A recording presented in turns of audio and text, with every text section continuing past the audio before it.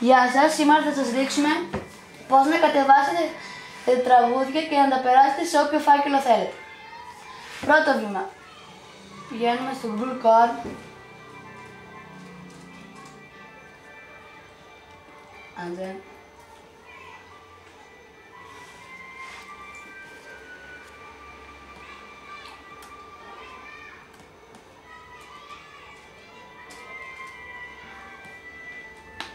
Και πατάμε.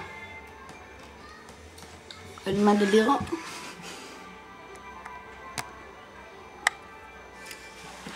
Πατάμε.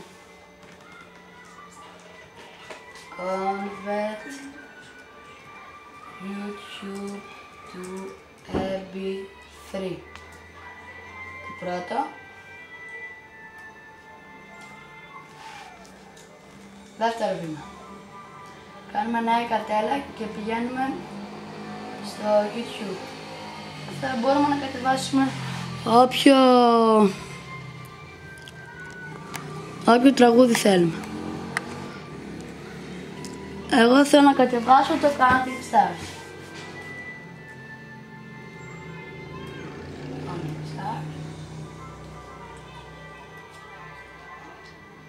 Θα πατήσουμε πάνω του.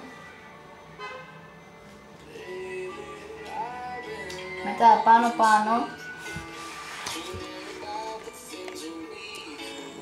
βλέπετε ότι δείχνει κάτι. Θα το πατήσετε αντιγραφή με δεξί κλικ.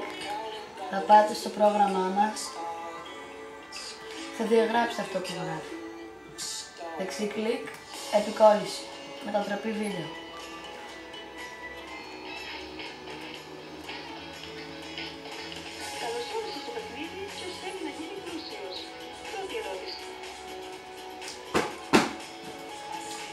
Εδώ πέρα έπρεπε να λέει λήψη, αλλά έχω κάποιο τεχνικό πρόβλημα, μην ανησυχείτε, θα το διορθώσω. Θα πατήσετε λήψη και εδώ κάτω θα αρχίσει να φορτίζει.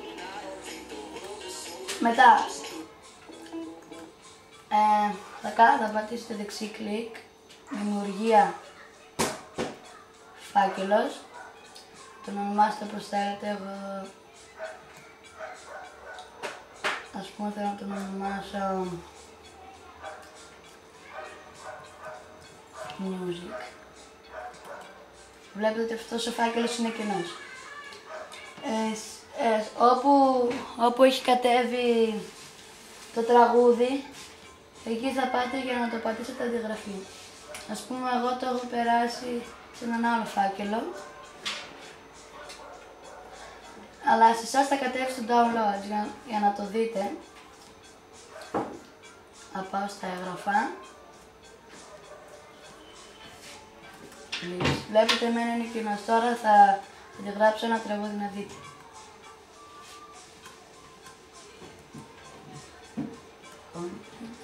Βλέπετε, ας πούμε είναι αυτό το τραγούδι που κατεβάσαμε. Πατάμε πάνω, δεξί κλικ, αντιγραφή και πάνω στο φάκελό μας, δεξί κλικ, επικόλληση. Και βλέπετε ότι το τραγούδι έχει περάσει. Μπορούμε να το ακούσουμε.